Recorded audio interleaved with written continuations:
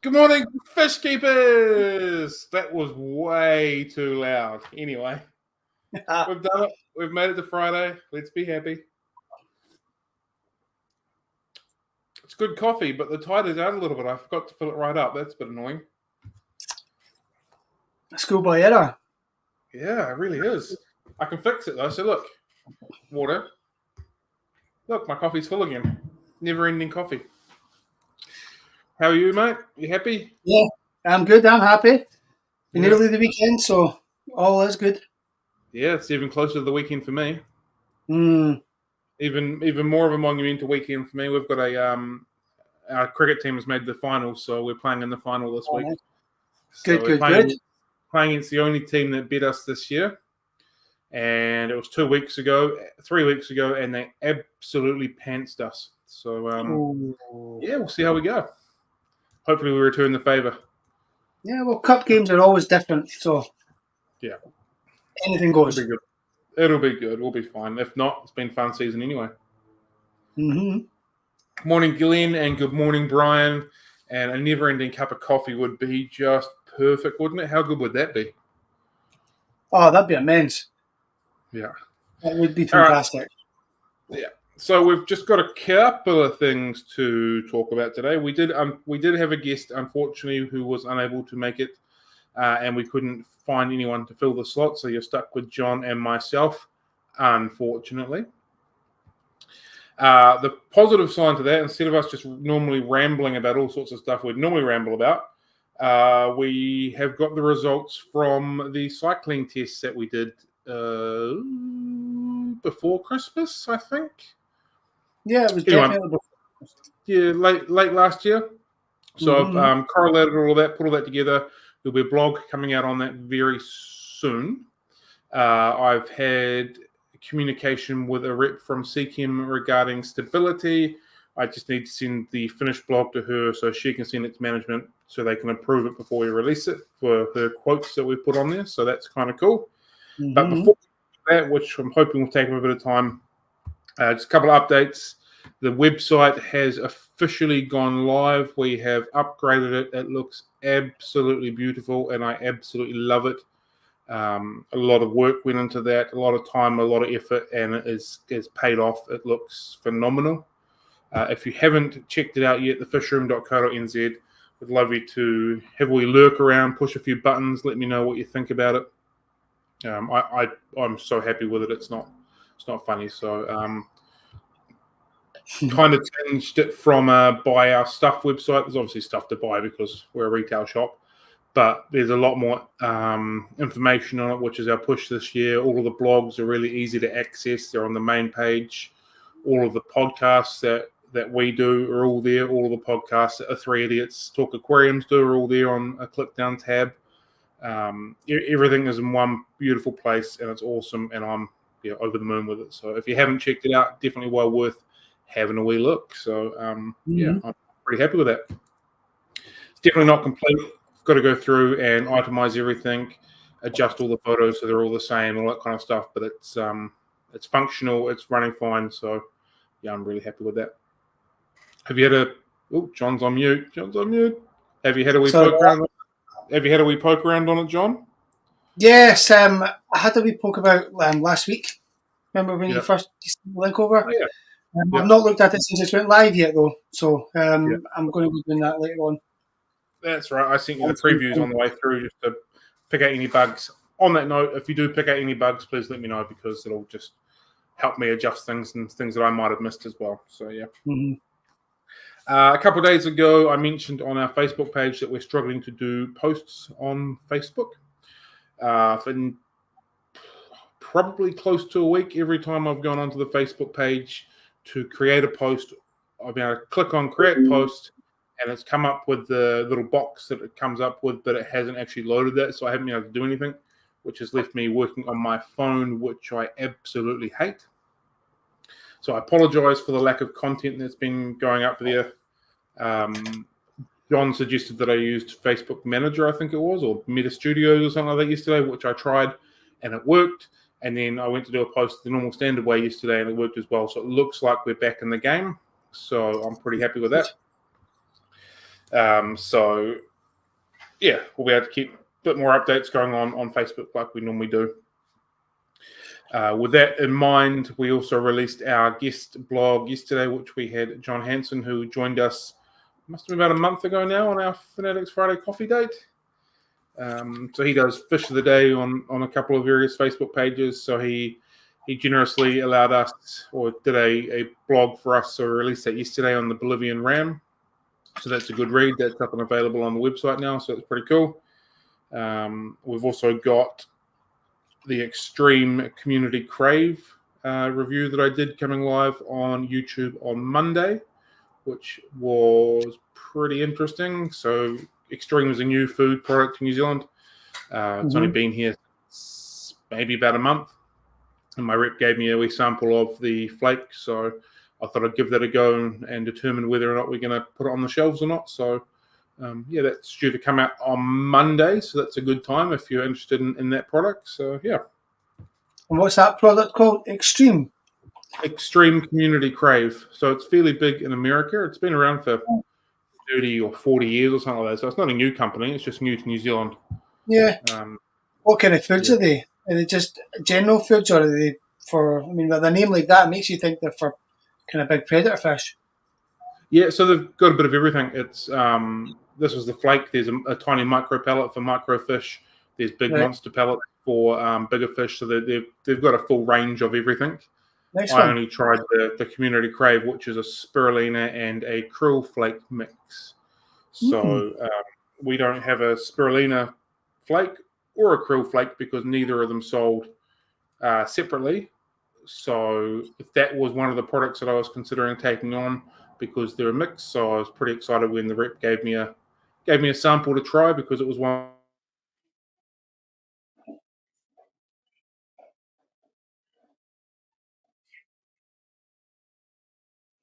I'm not sure if it's mine's or if it's Cam's that's frozen, but it appears that the connection's not doing too great.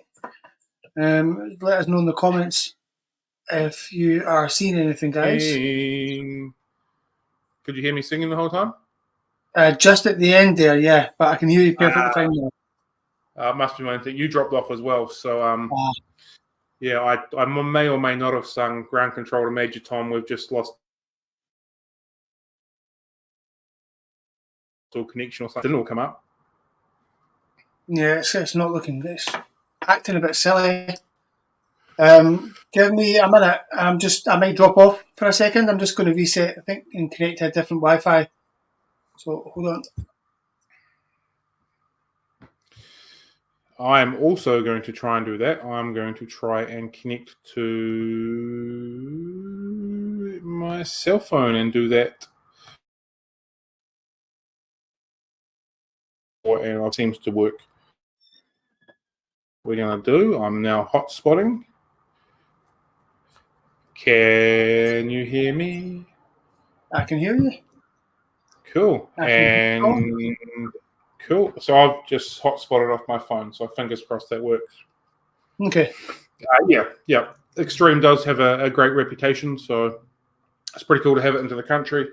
I originally wondered if Extreme had a reputation because what's that sort of promotion thing to them? Just influencer type promotion sort of scenario.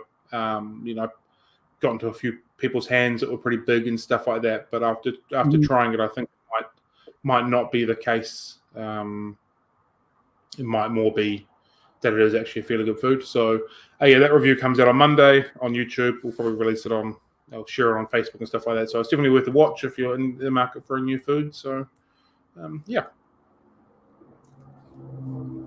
Also, will be coming up very soon is a Frontosa profile video.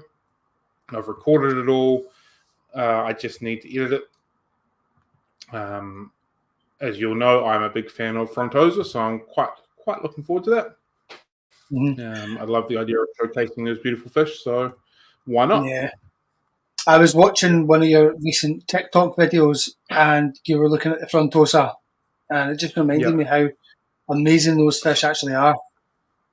Oh, they are just phenomenal. So just magnificent and graceful. And if you've got a big tank, they're worth playing around with. So yeah, I'm hoping to make this my masterpiece, as it were. The jewel in the crown, the pizza de the resistance, as they say. I know it's not pizza, but that's okay. Yeah, because just to showcase how cool they are. So we'll see how we go with that. And the last two things before we get on to our testing stuff.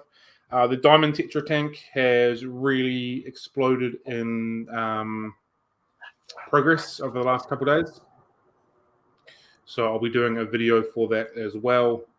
The tank is cleaned up, ready to go. I've got all the hardscape, all the filtrations ready, the backgrounds all ready. So that's just got to find a time to begin scaping it out. I've been nose deep in Ivan's book and on his YouTube channel, watching countless videos over and over again to try and get a few more things. So at this point, I think we'll be having Diamond Tetras, Bronze Corridors, and maybe a Blue Akara. So trying to replicate as much as I can for what they are all found in the same area. There's other fish that are found there that we just don't have. I've been speaking to Ivan a little bit. I'm just waiting for a reply on possible other fish options. And there's also very little plants there, so it's probably going to be a plant-less tank. Most of the plants in that region with the Diamond Tetras are from a marginal plant, so I'm hunting for a particular plant that I can maybe grow out of the water to try and add like a top canopy to it, to try and emphasize that a little bit. But that's where we're at with that, so yeah. Yeah, you're making good progress, though. Yeah. It's a lot easier when I don't have to build the aquarium first. I'll bet it is. Yeah. Speaking of building an aquarium, the Loach tank, waiting to find a Dremel. I'm not willing to buy one for one task. I haven't needed a Dremel for the whole 40 years of my life until now. I don't think I'm going to need another one ever again. However, Ryan from the 3 Idiots has said that he's got a spare one, so he's willing to send it down to me. So hopefully I'll have a Dremel here so I can bore out the holes that I made a wee mistake on. Once they're bored out, all we have to do then is stick it all together and begin that. So that once the Dremel's here, we'll be progressing a little bit more as well. So just because I know it's like the biggest topic on the internet at the moment, it's definitely not Taylor Swift drinking at the Super Bowl. It's definitely not Blink 182 cancelling their Christchurch tour, which I'm really gutted about. It's absolutely how the progress on the Clown Loach tank is at the fish room in New Zealand. No doubt. That's what everybody's talking about. Yeah. That's what all the kids they hear it in the playgrounds. Wonder how that Clown Loach tank's going around. But yep. Here's the update. All the girls in the office talking around the water fountain. Guys in the coffee corner. Yeah, that's all about Cam's clown tank. Yeah, that's what everybody needs to know. So here we go. There's the update for everyone that was wanting to find out. So yeah. Cool. Right. That's all I've got. So we can get on with. Whoa! I just broke my chair. Maybe. Cool. We can get on with our main topic for our cycling tests. Again, this is also hot property. This is coming out before the blog comes out, so all you viewers are getting a bit of a sneak peek before it comes out publicly. So let's rock and roll with it. Yeah. Right. So I think obviously just a quick recap. What was it you wanted to test, and why did you want to do it? I think that's a good way to start, isn't it? So this all started from one of the episodes of the 3 Idiots Talk Aquariums podcast. Cam, Ryan, and myself were discussing cycling aquariums, methods to do it, speed to do it. I've always been a use prawn, slow and steady type of person, and they are throw some bacteria in there or mucky filter water. And so we argued about it a few times. I said, bugger you all, I've got some spare racks, some spare tanks. I'm going to set it up and do this experiment. So that's where it came from. It was just trying to basically have some bragging rights against one another to an extent. So that's where it came from. So during the test, I decided to test stability as a beneficial bottle bacteria, because I only stock stability. There's obviously cycle and some of the other ones as well, but stability is the only one we've got. We use organic matter with prawn, pre-cycled sponge filters from another tank. We used filter muck, so I squeezed out a whole bunch of sponges and filter floss into the tanks. And we also used Dr. Tim's as just a pure ammonia source. So each of them had two tests, just in case there was, something we weren't picking up throughout it. So we had two controls, essentially. And so that's where it started. So I started with 10 brand new 65-litre Blue Planet aquariums and 8 brand new sponge filters. Obviously, would have been 10, but there was 2 that were already using pre-seeded, but they're exactly the same make and the same model. Brand new heaters, all set to 25 degrees, so everything was on point. And so we just as per bottle of stability, as per bottle of Dr. Tim's, threw them in there, threw some prawns in there, put the sponge filters in, and away we went. So that was the base of the testing and the principle of what we were trying to do. So we wanted to work out what cycled an aquarium the fastest. Yeah. Which methods worked, which methods didn't work, and subsequently which was the more stable method than the other ones as well. So a little bit of myth busting and fact finding mashed together, basically. Yeah.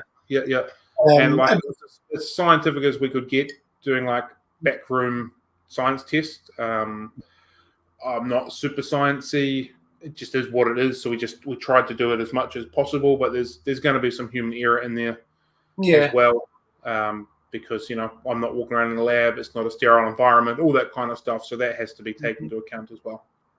And do you think that obviously not having lab conditions? Do you think if you had lab conditions, you would have got different results, or are you quite confident that the results were, not so generalised that they what I'm trying to say is, do you think you got good results based on the way you performed?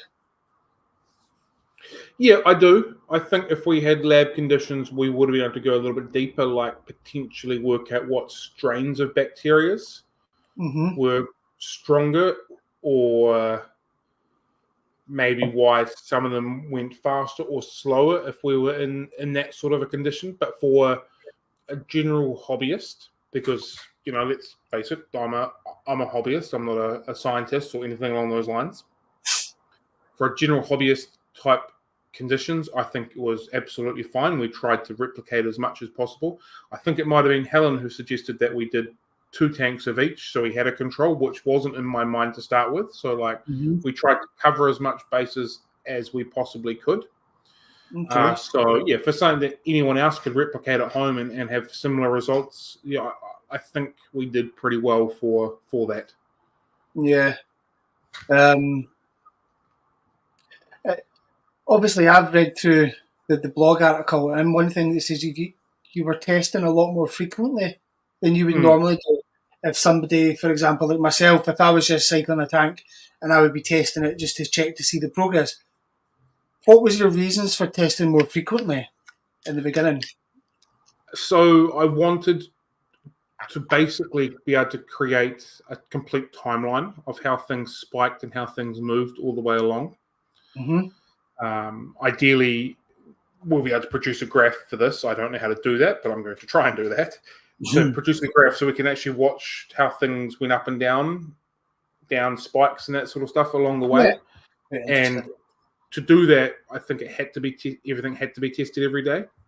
On top of that, it's also belief that using a cycled sponge filter, for example, or the filter muck, you can put your fish in straight away. It's also on the back of the stability bottle. After 7 days, you can put your fish in straight away. So we had to test ammonia basically from day one because we were putting fish in fairly early. Yeah, I know from experience that nitrites don't normally come up for a few days, so that's why we didn't start testing the nitrites. Yeah, I was going to say the reason, and you avoided testing them for 2 weeks. Yeah, no, it was the nitrites. I think we did after day 4. Nitrates we didn't bother because again, that takes a lot longer to do as a general thing. So it was just a little bit of common knowledge to push some of the times behind a little bit. But yeah, the ammonia was from day one, because we were putting fish in there from day one, according to belief of what you can do. And if for some reason we put the fish in with the cycled sponge filters, and there was this ginormous spike, I wanted to be aware that was happening so I could then control what I needed to control. Like if the fish had been in there for 2 days and the ammonia had spiked to 4, granted they would probably be dead, but I could have picked that up and then I could do what I do to not harm the fish in the process of doing. Because essentially, I felt like we were doing a fish in cycle, which I don't particularly like as well. So there were a few safety nets going on, and just so he had a full gauge from basically day one until the completion of the experiment. Mm-hmm. So obviously, I mean, you run an aquarium shop, so you're testing aquariums regularly anyway. Yeah. But during this process, was there anything that came up in testing that you had never really came across before? Like, did you come across anything quite surprising, or was everything really quite okay? Right, that makes sense. This doesn't make sense, or I was surprised at the fluctuations in the stability tests.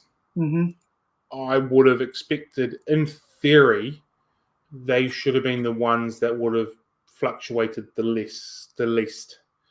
In theory, they're the lab-produced bacteria and should be able to have that controlled, I would have thought. But there were so many fluctuations throughout the stability. It was incredible, both ammonia and nitrites. Mm-hmm. I would have thought there'd be more fluctuations from the filter muck, not so much the sponge filter, but the filter muck, because you're producing all of this free-floating particles in the water column. From previous experience, I knew that using filter muck or sponge filters, there's generally a small spike after a few days, which did happen as well.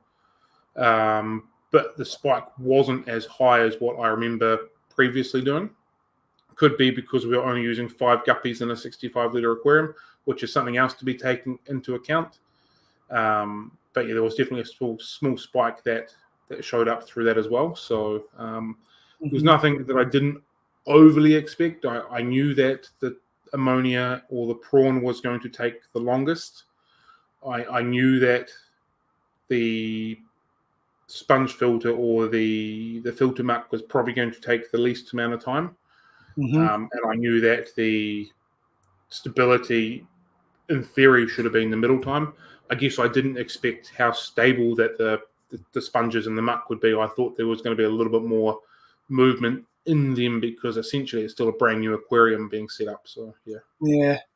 And do you think, obviously, with it being an established colony of bacteria coming from one aquarium into another, do you think that's something that now that you've done the test, do you think you'll do that again in all your aquariums moving forward? Or it's something that I've done before, and I will do, depending on what I need done and when I need it done.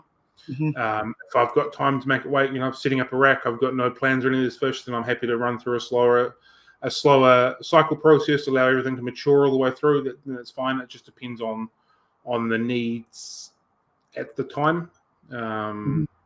Yeah, it's definitely something that I've done, but something I've done before and will do again.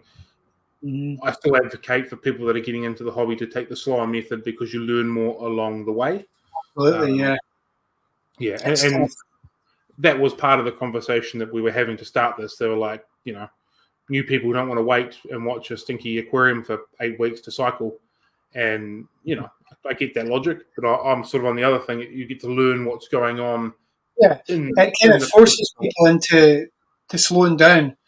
Yeah. And filling your time whilst you're waiting by researching the fish that you're going to get. And, it teaches patience, which is, a fish keeper's best friend, really. And generally speaking, nothing good happens in an aquarium fast.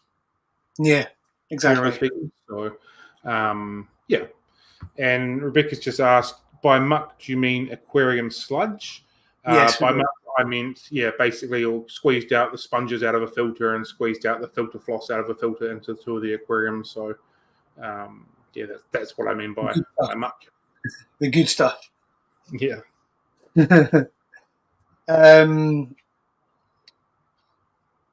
When I had another question there, but I was going to say something like, when you were looking at all the individual aquariums progressing, were you approaching every aquarium with the same frame in mind? Or knowing that each aquarium was going through a different type of cycle, were you looking to record the results differently? Or was it because you were doing a test process? Am I making sense? Yeah. Yeah. So it was all the same. We tried to do the tests at the same time every day. I Yeah. even come in for those first few weeks. I'd come in on a Sunday and spend another hour or so here, because testing 3 tests on 10 aquariums every day takes a lot of time. Mm-hmm. Yeah, it does take quite a lot of time. But I was coming in on Sunday to doing that as well. But the process was still the same. I'd start on the left-hand side, wait to the right-hand side, fill them all up along one end. I got to the other end. I started with ammonia. We walked the way along with nitrite. So it was the same process all the way through. I'd finish the test. I'd come back in 15 minutes or so everything had time to settle. And again, I've been playing with aquariums for long enough. The API chart pretty well. So sometimes you go, cool, I can see that 000. You rock away along. All the aquariums I wrote on it, wrote the date, just listed it, columned at the end of the week. I recorded it on a spreadsheet and that kind of stuff. So the approach was all the same. I was purely wanting to know the numbers. The tanks that had the fish in there, they were being fed every day as well. So we fed them like I would any new aquarium, a small amount of flake or some brine shrimp, trying not to overfeed because the aquariums themselves were still immature and there was only 5 fish in there. So feeding accordingly to that. Again, they're going to produce ammonia to keep that cycle going as well. So that was part and parcel of that. I was doing daily health checks on the fish as well, making sure there was nothing visible that I could see that was going on with them that could be causing issues with them as well. So it was very much just glass box, same process every day, everything. Yeah. No, that's the best way to do it. And it's the only way you're going to get the results that are going to tell the story.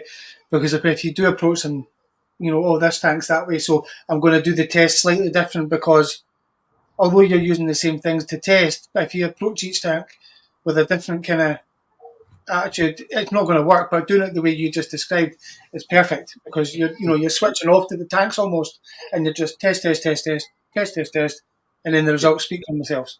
Yeah, I mean, I definitely wanted my bias to win, because hey, it's kind of a competitive thing with the other boys. But at the end of the day, I was just here. This is what we were doing, and there was nothing different between any of them. They all had to be identical, as much as I wanted what I was thinking to be correct. So, yeah. Rebecca just asked where the article is. We've not got the article out yet, Rebecca. No, it's still it'll be live pretty soon, but we're just waiting on. We've got to wait from confirmation from CKM that we can release the direct quotes from the rep into the article. Once we've been approved or declined from that, we'll release it. So that should be going through to her this afternoon. I don't know how long it'll take for them to go through that. It's been everything that she has said has been direct quotes to me on Messenger, me asking questions, her replying and stuff like that. So as long as that gets approved from CKM, hopefully it'll be out early next week. Yeah. Thomas has asked, did we use the P method? That was in the mix, but we didn't have enough aquariums to do so. It's also not a method that is often used. It is a method that I have used before. If we had enough aquariums to do that, I absolutely would have tried that method as well. But we didn't, so that was one that wasn't used.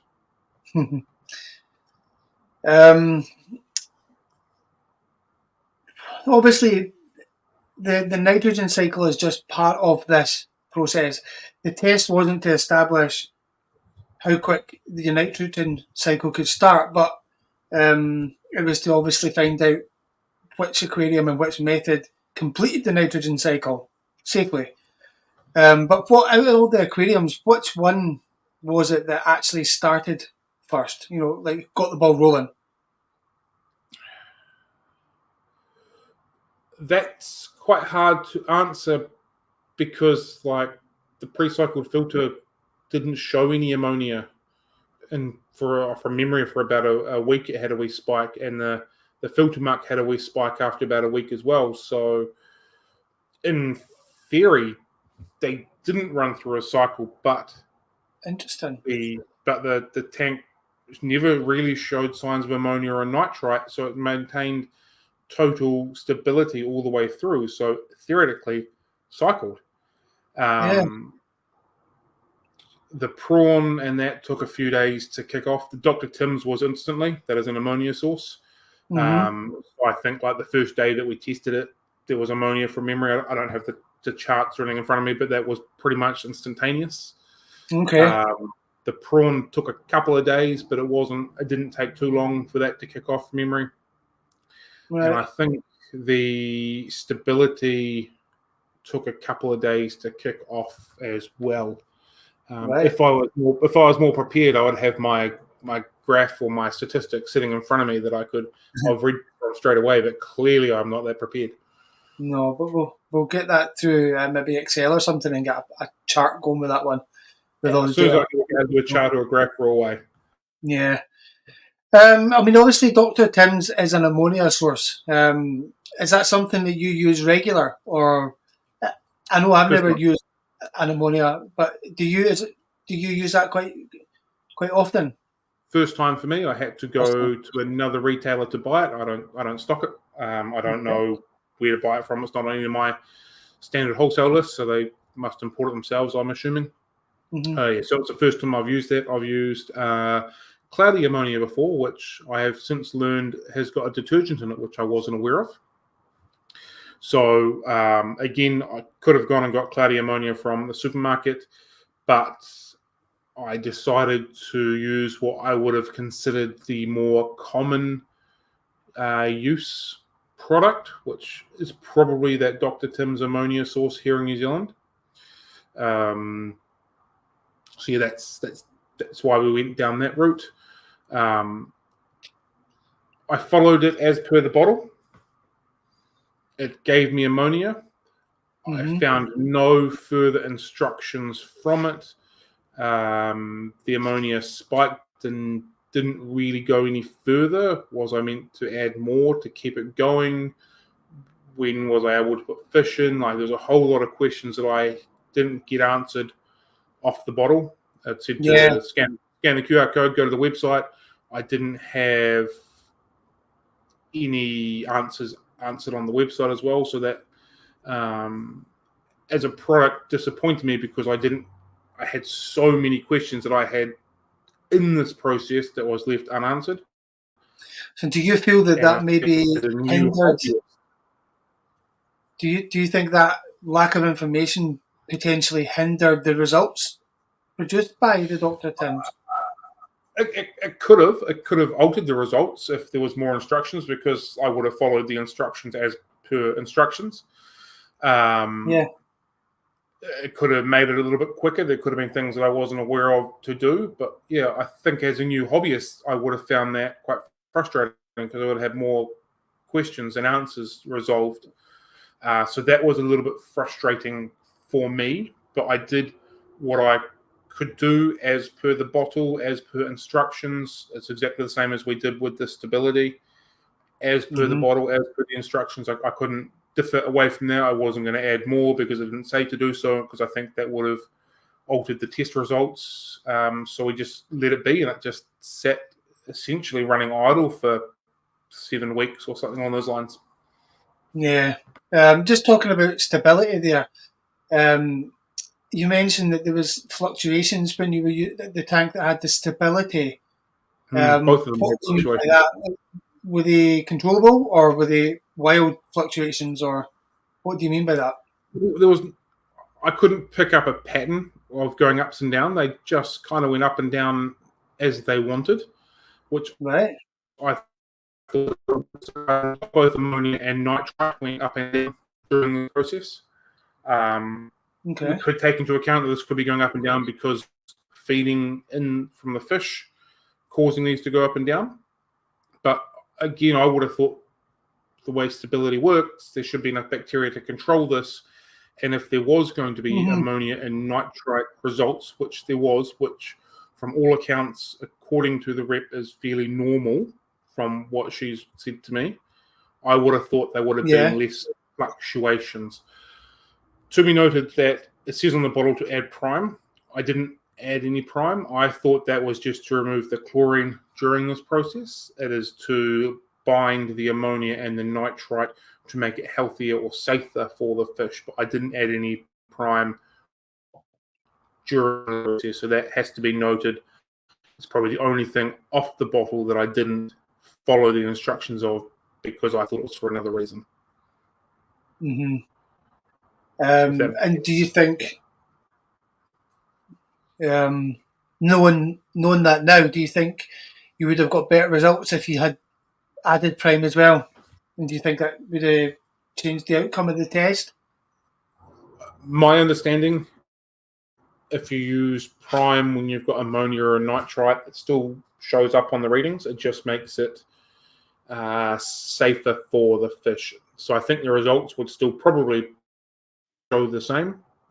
I would like to do the experiment again with maybe 3 or 4 tanks and stability, just to see if it might have been just a total freak that both of them were doing that, or if that's how that works. So I would definitely like to try that one again, 3 or 4 tanks with stability, and see how that goes, or maybe stability and cycle, for example, or another product, put a couple of them side by side and see how they all work together.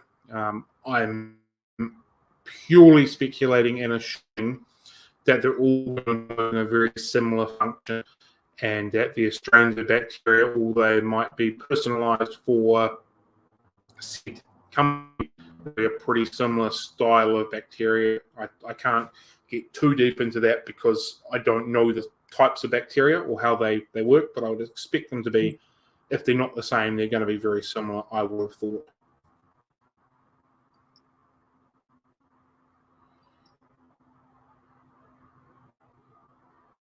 You there? Good. Sorry, Still there? froze there for a second. Sorry. Yeah. Okay. Oh. So before you started the test, obviously you've laid out all these different kind of methods. In your head, did you have an idea of which one you kind of assumed would come out top? Speed-wise, I assumed that the cycled media or filtered gunk was going to be faster than anything else. And I assumed that the prawn was going to take the longest. They were both found to be correct. I assumed that the stability would work as per bottle and would cause no fluctuations, which I was clearly wrong at. I thought that all methods were going to cycle the aquarium at various speeds, which that did happen. So yeah, my assumptions were all basically proven or shown to be that. I did expect a little bit more from stability. It was the fluctuations that got me, and after 2 or so weeks having ammonia and nitrite still showing in the tank, that was the bit that kind of got me. I was like, well, on the bottle you say 7 days and you're good to go. To me, having ammonia and nitrite in the tank after 7 days and saying it's good to go isn't good to go. That's still, in my mind, harmful or potentially harmful for aquatic inhabitants, which is not what we're wanting to do and not what we're wanting to promote. Yeah. But you've realised that adding prime at the same time as stability would have resolved that? After the fact, yeah. Yeah. After the fact, that would have makes a bit more sense, but yeah. Mm-hmm. So do you think for somebody that's never set up a tank before, jumping in and using stability, do you need to be careful with that? Or do you think it's still, even if you make the mistake that you made with not putting the prime in, do you think that it's still stable enough with the fluctuations that they're going to be okay? Or is it something that maybe TChem need to make people more aware of, or make it clearer that prime is required? Yeah, so I don't push stability as a cycling method. I never have, and I probably never will. Personally, I like stability if you're having issues with ammonia and nitrite, adding some more to it, or if you're playing around with your filter, for example, adding some to your aquarium to help colonize those bacteria a bit more. But it's definitely not something that I have promoted prior or will promote. Mm-hmm. still prefer the prawn method, especially if you're new. People come to the shop, they've been somewhere else, well, we've got stability, we've got this. Well, you've got it now. Let's not waste your money. Let's use it, but we'll use it in a really controlled method. We'll make sure we do the logical things that you have to use. I'm a big fan of people not buying stuff they don't need to, not overspending. The amount of people come and say, I'm looking for a new fish food. What have you got? We've got heaps left of XX flake. Well, just get through it. Once you get through it, then we'll look at better options. It's the same thing. You've got it. You don't need to buy anything else. We'll use it, but we'll use it in a really controlled manner. We'll be very meaningful with what we're doing to try and make sure you get through this as easy as possible. Yeah. Do I think CKM need to do something as far as the way they promote it and put it on the bottle? 100%. You read that the way the bottle reads is that it's either instantly going to cycle your aquarium or you're good to go within a week. They don't claim that. And after speaking to the rep, she was very clear and said, we don't claim that stability is going to cycle an aquarium instantly, but it very much reads like you're good to go after a week. And I think the aquarium industry is pretty wild west. There's not a lot of regulations. I think something needs to be done just the way that that's worded to make it way more clear that this isn't going to do this. You're likely to see some of this and this kind of thing. And they've probably done that by saying you need to use prime to go with it, to realistically. But the way that it reads is very much you're good to go type of scenario. Nah, I get you. Yeah. Just another thing, if we go back to talk about the prawn method. Now, I mean, obviously, I know what you mean by the prawn method, but of course, it doesn't have to be a prawn, does it? Can you explain the process of and the thinking behind it, the prawn method? Yeah. So I use prawn. That's what I basically encourage people. Again, a lot of people eat prawn. You've got frozen prawn in your freezer sort of thing to cook with dinners. So you might already have a few prawns in there. It breaks down and it begins to build up ammonia. You can use anything. Old fish food works absolutely fine. You could probably use, in fact, you can use anything that's going to break down and cause ammonia. Old fish food, prawn, fish fillets. I'm sure you could probably use dog food if you wanted. Might make it a bit gross and mucky, but anything that's going to break down in that water and begin to produce ammonia is going to kickstart your cycling of your aquarium. So it's just that I use prawn because I thought it was the one that most people would have. We used 5 prawns per aquarium, probably a little bit too many. That's just what I've always done. 5 prawns and 65 litres produced a heck of a lot of ammonia. We were sitting at 8 pretty much the whole way through. Wow. If I wasn't, and it kind of just sat at 8. Theory being there's such a high amount of ammonia that it didn't give the beneficial bacteria a chance to actually colonize to bring it down. If I wasn't doing a test, if I hadn't already started with 5, I probably would have removed some partway through or begun doing water changes to bring that down even without the fish, knowing that it's going to do what it was going to do. 1 or 2 prawns probably would have done the job more effectively, but we started with 5, so we stuck with 5. 5 prawns over a bigger aquarium, bigger body of water probably isn't going to be as big of a deal, but over 65 litres is probably too many. And because we were doing a test, and I didn't want to alter any potential test results, I just let it do its thing as opposed to taking some out or doing water changes in it. Okay. So, I mean, obviously, you've done the test, you've got the results. You and the other two, everything's kind of written down and confirmed. Now, moving forward, somebody walks into your shop and they're saying, "Oh, setting up an aquarium for the first time. How do we do it? What do we do?" Are you going to approach that conversation different now that you've got this test results? And are you going to then kind of pull down the thing from the ceiling with your stick, pulling out and point to this and that, and then deep dive into the results of the test? Or how is it going to change the things now that you've got this information on paper? I've never thought about getting my professor hat on, but I'm going to now. So I'm probably going to approach it slightly differently. My first question is always, are you patient or do you want this to happen fast? Well, it's not quite those words, but it's a very similar thing. Like, are you willing to take some time or, are you on a time frame to do it? Yeah. And however people answer that question is how I'm going to work along that journey with them. If they're happy to wait a couple months and take their time, I want to see everything develop, then let's go down this organic method or ammonia method. If you are trying to set this up for your kid's birthday, which is in 4 or 5 days' time, let's work along a cycled media type theory. We already sell pre-cycled filter media, so that is an option that we've already got, and we do that for that reason already. I was well aware that it worked, well aware how it worked. I hadn't tested day by day to have proof, but I was well aware that it worked fairly well, so we already have that. So if that's the method that people want to go, or people are in a hurry, then we'll continue to work that way. So it'll still be the same, but I'm armed with a little bit more knowledge on time frames and things like that as well now. Mm-hmm. Good. Are you going to get a wall art for it, though? Are you going to get like a poster saying tried and tested by the Well, I fish? hadn't thought about it, but I might do that now that you've mentioned it.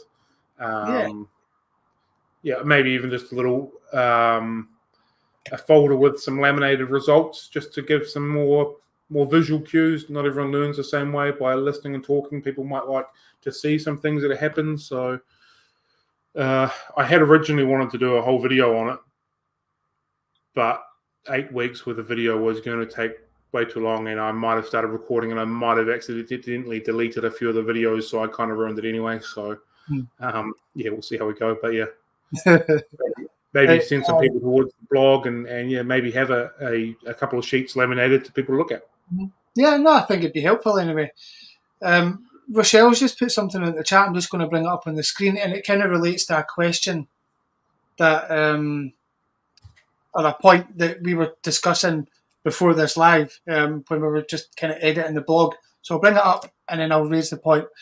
Here's another one. Someone walks into the shop for the first time, a first-time fish keeper, but they know somebody who's already got a fish tank, and they've already got filter media from them and placed it in their new tank. That's brilliant, but it raises the point that when you're adding filter muck or somebody else's filter media, that you should make sure you're getting it from a reliable source. Because if you don't, if you're just grabbing any old filter media from any old tank, that you're not really, you could be transferring pathogens from one tank to another. So you've got plenty of tanks in the shop, Cam. You know what's in those tanks. You've set them up. You maintain them yourself. So transferring pathogens, unless there's been a fish that's been dead in there for weeks and you've not known about it, you're going to be pretty confident that you're not transferring any bad pathogens from one tank into your new aquarium. But is there any way kind of checking that prior to transferring over the filter media, or have you just got to be confident that you're not? Yeah, well, I guess if you're a new fish keeper, you don't really know what to look for. But yeah, that's one of the downsides of using pre-cycled stuff is, you can bring snails in, you can bring algae spores, you can bring all sorts of various pathogens and that sort of stuff into the new aquarium. And there's some people that just don't want that. They want a nice crystal clear workspace to work from, and so that's not going to be them. Other people aren't going to mind too much. So there's definitely something to take into account. Like I said, we've got a lot of tanks all running on the same system, and I've said no to selling to media to a couple of people because I know that fish in that tank over there is just looking a wee bit dodgy at the moment.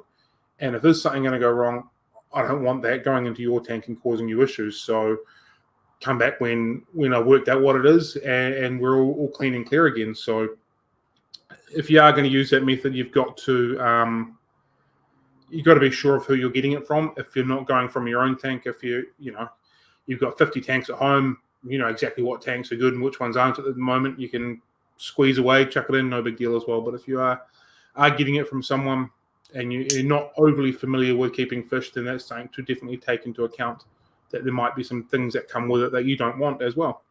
Yeah. Also, here's another point from the chat from Zen Ginger. How long was the media? How long can you keep filter media out of the water before it starts dying off and becomes a problem, and you end up just putting dead bacteria and? Yes. So for the sake of this test, it was about 30 seconds. I just grabbed one from the tank, from on the same rack sort of thing, maybe 10 tanks away. But that is true. At some point, the oxygenation is going to kill off the bacteria. It's something I would like to test and something I would like to learn. I don't know how I would test that without microscopes and strains and that, other than it was come up with 0 and all of a sudden it spiked with ammonia 3 weeks down the track. But that is absolutely something I would like to find out myself. Mm-hmm. We send cycled media around the country, around New Zealand. So we put it into a fish bag, put the 150 or 300 grams of the media, which comes in a sack, into a bag, fill it up with water, tie it off like we normally would, fill it up with oxygen, doing the best we can, putting a heat pack in there. So we're trying to keep everything as stable as possible, get it sent overnight. My theory is that it's sitting, waiting to be picked up from the courier. As soon as the courier picks it up, it's being shaken, producing oxygen, basically, goes into a van, it's being bumped around, moved around, goes into a packing slot, pushed around a little bit in the back of the courier depot, goes back into a van again. So it might be still for a few hours, it might be still for 4 hours, but then it's getting pushed around and moved around, going in the van, in the truck, in the plane. It's still moving, it's still sloshing. So in theory, it should still have the oxygen moving enough for the bacteria to continue to be able to survive before it gets delivered the next day. But that one's really hard to prove. And yeah, again, how would you do that test? I'm not entirely sure myself. And surely if it knocks out some bacteria, but not all, it might have been the unhealthy bacteria that it's knocking out to start with, like a tumbling filter, K1 media.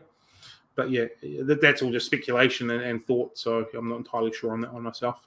Mm-hmm. But of course, if you are taking media from somebody else's aquarium, make sure you do it in a way where you're not going to leave this filter media exposed to oxygen for too long.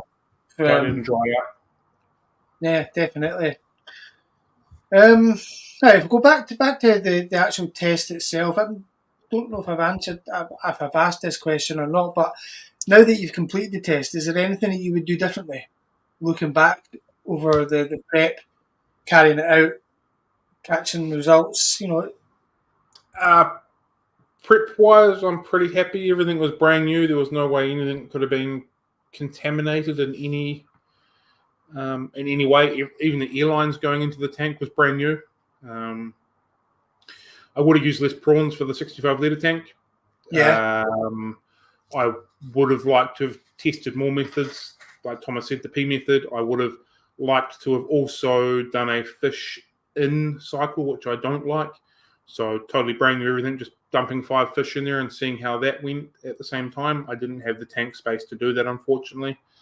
So yeah, I would have liked to have added them to the mix, but like the fish in method wasn't really part of the conversation that we were ever having, and the lack of space didn't allow it. But yeah, I don't think there's too much more I would do. Maybe a digital test kit to giving really, really precise results. Yeah.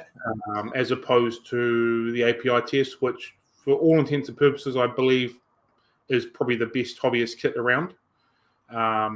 It does what it does, but it's not incredibly precise in the grand scheme of things, but it gives a really good gauge, and hobbyist grade, I think it's perfect. I don't think there's anything wrong with it, but we could have gone deeper if we had digital tests. Would have taken a lot longer as well, but we could have gone deeper and been even more precise. I didn't test pH, something I should have done, but we could have done pH tests every day as well, just to see if that made any issues or any differences on anything like that. And obviously, we could have tested another bacteria bottle product as well, just to compare the two products at the same time. But overall, I'm pretty happy with what we did. Yeah. Right. Good. I mean, you said that you didn't test pH. Was that a conscious decision not to, or a lapse in concentration and forgetting that it might play a part? I don't test pH all that often. Okay. So it's probably just out of sight, out of mind type of scenario. There was nothing in the tank. It was just glass boxes coming straight out of the source water. So I wouldn't have thought there would have been too much fluctuations on the pH either. Anyway, But it probably is something that I should have paid a little bit of attention to, at least having a test result once a week of pH on each tank, just to have an idea of that. But yeah, pH isn't something that I overly check. After doing a bit of research partway through the cycling process, I was informed that pH can alter test results on how things cycle in different bacteria and how they produce and colonize. So again, would have been, if I'd known that to start with, I would have been involved in probably doing some more pH tests. But yeah, that's probably the only reason. It's not something that I often test for overall in general. So unless I'm really, really trying to chase a pH, really trying to target something. It's not something that you normally associate. You don't normally associate it with cycling a tank. No, I mean, no. No doubt does tell a story. If you were to monitor the pH throughout the cycle, there will be a correlation to the nitrate. Like, they will all kind of go up and down in sync, I'd imagine. But yeah, I just wondered if it was something that you all discussed prior to setting out to No, it's just it consciously. probably didn't cross my mind enough because I don't test for pH all that often, unless I'm chasing it. Rebecca just brought up a point about API tests giving out false highs. So we went through 3 API master test kits during this. Every single one of them were brand new from the supplier as I needed them. They wouldn't have been brand new batches going into the country, I wouldn't have thought. But every single test kit was bought brand new, opened up for this test. Obviously, doing a test today, I went through significantly large amounts or volume of them, which is why we got into our 3rd test kit before we were finished. But I wouldn't have thought that there would be any issues with the results coming through because they were all brand new at every time. As soon as we finished one bottle, we would open up another one straight away.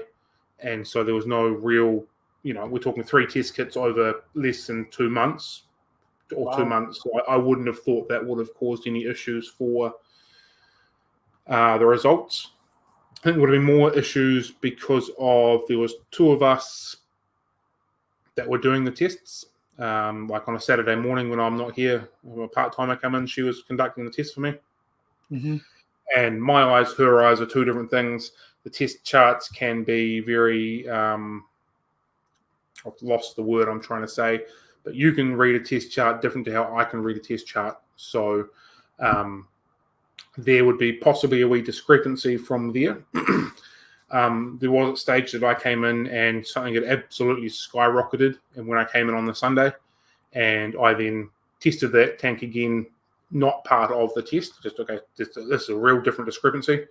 And then the reading was more aligned with everything else. We'll just say, for example, a nitrite was reading 0.25 for 4 or 5 days straight. She'd done a test and it came in at 1 or 2. That didn't seem right. I did a test and it was back down to 0.25. So that would have been an anomaly. Anomaly, is that the word I'm after? Anomaly. So wiped that result because it didn't seem right. There was also a couple of times where I did tests and that came up. So that can't be right. So I did a couple other tests and then they went back to where they were meant to be. So I might have conducted the test wrong. Something went not quite right in the right places. So if anything like that came through the test, we double-checked it, triple-checked it just to make sure we were on the right track. So the results we've got, where there has been spikes, they've been checked and double-checked, and yeah. Have you got any plans to do more tests like this again? Searching different results, or is this kind of put it to bed now that you were right and they were wrong? We were both right and we were both wrong. I'd love to. Like, there's heaps of stuff I'd like to do tests for. One I'm looking at or beginning to research on, off topic from cycling aquariums, is how much red does krill bring onto red fish. Uh-huh. So that's something I'm really interested in doing. So, there's plenty of tests that I'd love to do, love to work through, debunk, prove, whatever it is, general thoughts and stuff in the hobby, because I find that really interesting. Back to the krill, it's common knowledge that feeding more krill brings out reds in in our fish. But how much does it, and is it really noticeable? Is it worthwhile? So, yeah, there's lots of other things that I want to test and check and play around with and pay attention to and see what we can do and help with people improving their aquarium journey and aquarium keeping. With all these kind of tests happening, and obviously you've only done the one. We're not saying you've done thousands of tests here, but do you think it will shape the way you stock your shop? Would you stop selling something if you found it not to be as effective as you previously believed? Yeah. There's been, I can't think of anything off the top of my head, but there's definitely been products that I've started playing around with and going, wait a minute, this is not even close to doing what you're meant to be saying you're doing, and then just totally taking it off the shelf. Or there's been products that I've found, like food, and thought, why have you got this ingredient in there? And dug deeper, further. There is no logic behind this, and taken off the shelf. So always, as far as products we sell, trying to keep stuff that makes sense, keep stuff that works. There's a filter, for example, that we don't stock anymore because people were having issues with them. It's quite a common way to start a canister filter, to suck the outlet, get it going, and away you go. But if you do this on this particular filter, it ruins the digital LCD chipboard in it. So you've got to do it as per manual, but people did it the other way, so that was causing issues.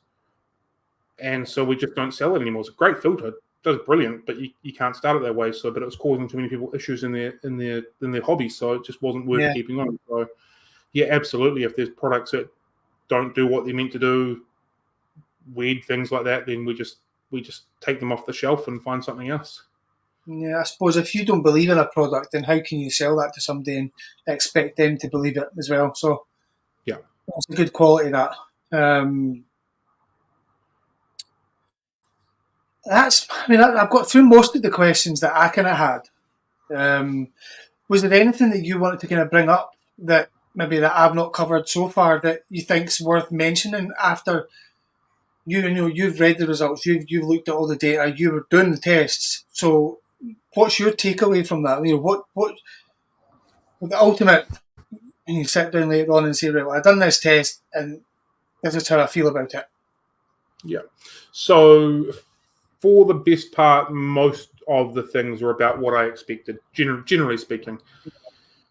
I knew the prawn and the ammonia was going to take a bit of time. I knew that the cycled media was going to be there. I expected more fluctuations from the cycled media. It was kind of cool that it didn't. So that was a bit surprising, kind of exciting that it didn't.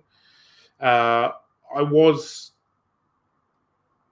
disappointed, for a lack of a better term, that the stability wasn't more stable. And I know we're using reference to stability because that's the product that we used, but then it just puts a wee question mark on all bottled bacteria in general. If you'd used it and it continued to keep 0.5 ammonia, 0.25 nitrite all the way through, and then it began to drop down in a normal cycle of a cycling aquarium, then hey, that would make sense. But because it was so fluctuated, it made me question significantly. So yeah, that was probably the one hot take for me that left me questioning a little bit. Why was that not stable? Why was that not a little bit better to what they were saying on the bottle? But overall, most of the results are about what I expected. The time frames were about what I expected. I didn't expect to go through so many test kits. That blew my mind. It ended up being a fairly expensive test to produce, but it is what it is. But overall, it's about what I expected. I would have liked to have done more aquariums on all of them, 3 or 4 more different methods, but that's about it. But your hot take was about what I expected, give or take. Yeah. Good. If Rebecca asked if I use the Dr. Tim's bottled bacteria or just the ammonia, just the ammonia. I'm not sure if their bottled bacteria is in New Zealand or not. I definitely only could find their ammonia, but I'm not sure if their bacteria is here as well. And just up here a little bit, Glenn asked, are there digital testers available? Yeah, there is available. Aquahouse, as Helen just pointed out, sell them. I had the pleasure when they were up, probably about a year ago now. They bought their digital test kit with them, got to have a play around with it. Absolutely phenomenal. Would be massively time consuming to do all of these tests with one of them, but it would have been incredibly more accurate. So they are available for freshwater. I think they're really, really good.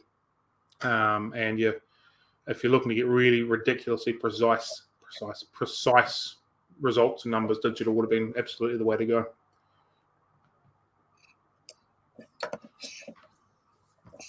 So what kind of price are you looking at for a digital test kit then? I know they're more popular with saltwater tank keepers, like reef keepers and that sort of thing, but I want to say $300 for the unit plus the tests. I can bring it up right now. I'll just bring up the website. Accuracy through the was good. And so if that's what you're looking for, it's absolutely the way to go. Where can I find it? Equipment. Bear with me as I'm looking on the website, everybody. Maintenance. Rebecca's just saying she's got the HANA pH digital test kit, which is brilliant. I've got a TDS pen and a pH pen as well, which are really good, but yeah. Cool. I'm not so I wish they were $300. I wish they were $300. $799 is the cheapest one. That looks like just the test itself. That's for freshwater and marine. Marine one only is $1,400. Oh, sorry, it's $1,000 full price, $800 on special at the moment. The marine one is $1,400 full price, $1,100 on special at the moment. So $1,000 or so dollars. And then the testing regiments are about 35-ish or so. Like I said, had a play around with them, and they are really, really good and incredibly precise. And if you're searching for those really, really intense, precise, accurate measurements, they'd be worth absolutely every cent. Mm-hmm. Can you give me an example of somebody or an aquarium type that requires that, other than like coral and salt water? And the freshwater side of the water. I would have thought someone who is getting really intense with their aquatic plants might be keen to do this sort of thing. We had Dave on the other week, the way he was growing his plants. So I would have suspected he might have digital tests somewhere along the lines. If you're really chasing those specific numbers or really trying to nail down a specific sensitive fish, that might be where you're wanting to go with that. Or you might be just the sort of person that really loves knowing the numbers, really loves the intricacies of the science of an aquarium and how it works, and you really want to record these numbers all the time and begin formulating your own stuff, or getting a little bit deeper in your hobby, going, 20 parts per million on the API test isn't good enough for me. I really want to grind it down to where it is. So, yeah. I suppose if you want to tie up a digital test system with an automatic dosing kit as well. Yep. You could have your aquarium testing itself, understanding what trace elements are low and high, and then adding the relevant additive and solution to balance it all out. So it's almost like on autopilot. Yeah. You might be looking at breeding specific fish, and you're trying to get your yield higher. Yeah. You might have worked out that this level of nitrate produces males. You're looking for females, or pH levels. There's all sorts of reasons you'd want to be playing around with that, and all sorts of levels of the hobby. You can ignore all of the stuff if you want to, or you can get really deep and dive in it. Yeah. Yeah. Rochelle asks, why with the nitrate test you have to shake the hell out of it? I don't know. I am assuming because it doesn't mix properly otherwise, and it needs to be mixed and have that time to allow it to do its things properly. I don't know for sure. I just know that is a mistake that people often make, not shaking both of the bottles and then the test subject itself enough. And she also mentioned something up here. So bottle bacteria for setting up a tank is a waste of money then. Bottle bacteria worked. It cycled the aquarium. It did what it was meant to do. The results weren't quite as I expected with spikes of ammonia and nitrite. To the true letter of the word, the tank was cycled. I would argue that the tank was safe when inhabitants, being that there was ammonia and nitrite fluctuating, but the use of the prime is meant to counter that. But for all intents and purposes, the aquarium cycled, just took longer than expected, and was way more fluctuations. So, yeah. Mm-hmm.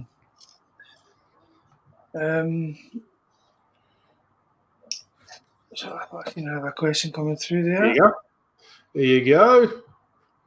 Rebecca has answered it. There are little solute solids in that settle over time, so that's why you've got to shake the heck out of it. Look at that. We're learning every day here. Fantastic. That makes sense. Yeah. Cool. So yeah, that's basically the results. We'll get that out in blog form, hopefully early next week, late next week, once we get confirmation from Seeking. Yeah. We'll get it done. We've got to go ahead from them, and as soon as we work out how to do a graph, we're done, and it's good to go. So, if you've got any more questions or want to know any more, feel free to keep asking questions. I will ask them to the best of my ability. I have no issues with that, whether it's on the stream while we're here now, or you can send me a PM or email or whatever. I'll answer the best that I can. It was an interesting learning curve for me, as well as I'm sure everyone that's watching, finding out this information as well. So, it would be quite interesting to do a poll, like on Facebook, just put a poll out to see who does what and what's everybody's go-to cycling process. I think it'd be good. It would do. I'm going to write that down because I don't think directly on the Facebook page we can do a poll, but I think we can do one on the Aquarium Frenzy page. I'll have a look at that as well, actually. Yeah, I think Facebook removed the options to do poll on a business page or a Facebook page. You can only do it on the group pages, which is a little bit frustrating. Yeah, that would make sense. If you're filling up your tank first time and it smells like pool water, how would you want to approach that? I would just add extra prime or whatever dechlorinator is that you're using into it and give it a couple of days, see if it still smells it. You can get chlorine tests. That was another test that I wanted to do, chlorine, and how much prime or dechlorinator is actually removed from it. I bought some chlorine and I bought a chlorine test, but I never got around to doing it. And this was about 6 years ago, so I may or may not ever do that test. But swash it around. You can aerate it as well for a bit longer if it's chlorine. Chuck an air pump in there, aerate it out over a couple of days. Apparently, I think vitamin C tablets removes chlorine as well. I think from memory that's what it does. So there's a few methods that you can use, but yeah, I would just add extra prime or whatever dechlorinator it is. If you're not in a major hurry, if you're not in a major hurry to set up the tank, it's not really the end of the world. If you're in a bit of a rush, it might change your dynamics for doing that a little bit. Mm-hmm. It's obviously important to check when you're doing water changes as well to make sure that the water coming out the tap doesn't smell more like a swimming pool than normal. Because sometimes the water companies are doing tests and they're cleaning out pipes and things, so they can flush chemicals through that could be harmful to aquariums. Yeah, you often turn the tap on to get a glass of water here. It just smells hideous, but we've got the carbon block on the tap on the way for the fish tanks. Can't smell a thing, so it does its job fairly well. But you can definitely tell when or smell when something's been going on through the system. That's for sure. Mm-hmm. Zen's saying that we can also do YouTube polls as well, so we'll have a look at that side of it as well and take a look. One way or another, we'll get a poll out though, because I think that'd be really quite interesting. One way or another, we'll get a poll out somewhere. Yeah. I didn't know you could do YouTube polls. Maybe I did. We'll look at that as well. I'm going to write that in my handy dandy notebook. I'll be on the community page, I'd imagine. Yeah. Cool. Yeah, and you can guess off chlorine, but you can't guess off chloramine or chloramine, depending how you want to pronounce it. And yeah, I'm not aware of it being used in New Zealand either. It could be, but not to my knowledge. So all we've got here is chlorine. So which you can guess off, which is neat. But yeah, guess that could be it then. Yeah, I don't think there's any other questions coming through at the moment. Anything else happening in the shop that you want to give us a heads up on for next week? Most of my time is being spent playing around with this diamond Tetra tank. So yeah, I'm hoping to have that begin being set up tomorrow. Maybe I might spend some time on it tomorrow, maybe today. Helen mentioned earlier on, I don't know if you caught it in the chat, that she suggested getting natural sunlight on them as much as possible. Oh yeah. It just makes them pop. Yeah, unfortunately, this is in a deep, dark corner, so there's going to be zero natural sunlight whatsoever. Nice. Yeah. Just getting a coffee. Yeah. Glenn has also alluded to I might have a courier parcel arriving today from him. Very, very hush, secret squirrel kind of stuff. So we'll see how that goes. It is alluding to also one of our upcoming guests we have in about 5 or 6 weeks. So there will be another wee test video of some products that I do not carry that aren't currently in the country, but hopefully will be in the country soon. So we'll have a wee test run on that. Probably do a video on that, see how they go.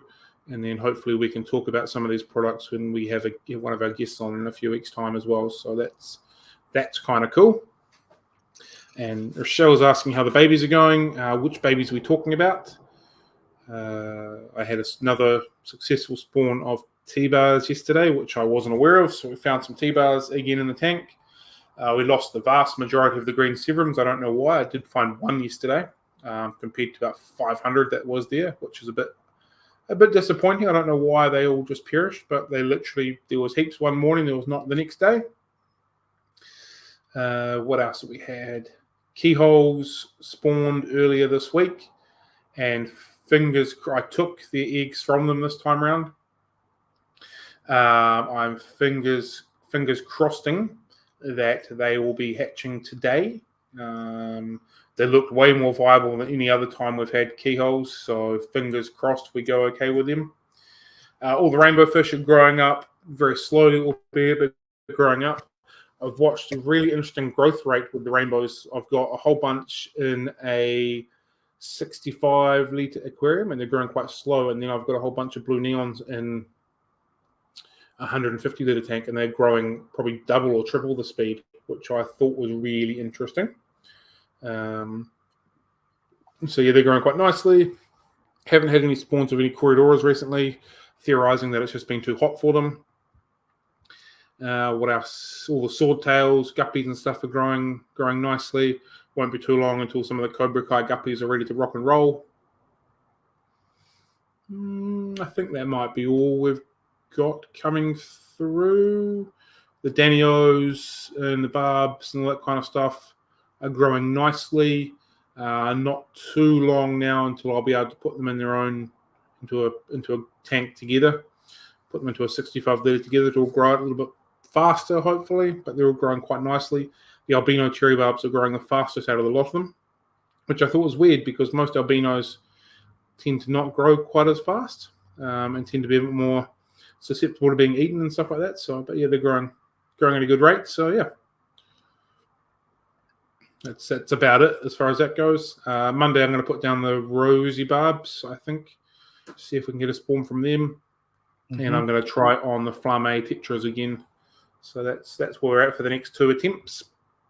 So since you started all the breeding, which ones have made it through the front of the shop? Lots of light bearers, swordtails, all that kind of stuff. Yeah. Glow light tetras have made it through. Bronze corridoras have made it through. The gold lasers will make it through. They're pretty close to being able to sell. Just waiting for a couple of the scragglers to get a little bit bigger. That might be a week or so away.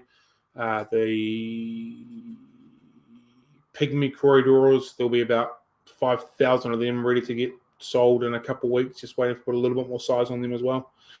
Not quite that many, but there's heaps of them in there. What else? The rainbows are taking forever. They spawned about the same time or just after the glow light tetras, and they are nowhere near being ready to go. Bronze cories, albino cories haven't really had any major success with them. The Julii cories have all spawned in that tank, so I've just decided to leave them as a wee troop together just to increase the numbers of that. Sturbies never got really past wiggling stage for me, unfortunately. It's about where we're at this point. Looks like the T-bars will be fine, unless some sort of catastrophe happens. I can't see the T-bars having any issues with them. They're growing up strongly. So good. I mean, it really is quite impressive when you list them off like that. You've done really well with them. Yeah, I think the other interesting thing is I'd never spawned fish basically up until when we moved not long ago. Yeah. But there's no sort of rhyme or reason. Some people really focus on cories, for example, or African cichlids or whatever. It's just a bit of a mixed bag, a bit of everything that's being done. Mm-hmm. But I think from a retail perspective, you've got to be like that. You can't just zero in on one genre of fish because it limits what you can offer the public. Yeah, so yeah, great. I think you've gone about it in the right way. Yeah. Rochelle's asking if you like whiptails. Yeah, so I'm growing out a group of red whiptails at the moment. I had a breeding pair of royal whiptails, but I lost one of them and moved the other one on. That was in the kind of really busy, hectic setting up stage. Everything was kind of crammed in tanks together and got, I don't want to say neglected, but weren't prioritized as much. So I lost one of the pair, so I moved the other one on. I'd like to get a pair of royal whiptails again because they're a cool fish. I'll definitely give them another go. Obviously, the shellies have spawned multiple times as well. We've managed to put shellies through the shop as well. Good. But yeah, definitely got some reds that are growing out, and I would like to play around with the royals if I get a chance. Had a few spawns of your standard bristlenose, all that kind of stuff as well. We've got some calicos growing out, calico short fins. I'd love to find some calico long fins. I've got a single rare UK orange seam bristlenose. Got a male that I'm trying to source a couple of females for. If I can get a couple of females, we'll give them a nudge as well. Starlights have eluded me. I bought a pair a few weeks ago. Male got a massive bacteria and died. So Starlight's the one that have eluded me for a little while, which is a bit of a pain because, it'd be cool to have them. They're always popular. What else? All the fancy plecos, none of them have really done anything. All of the L140s males have a couple of males have begun taking a cave, but nothing's come from there yet. The L168s just hate me.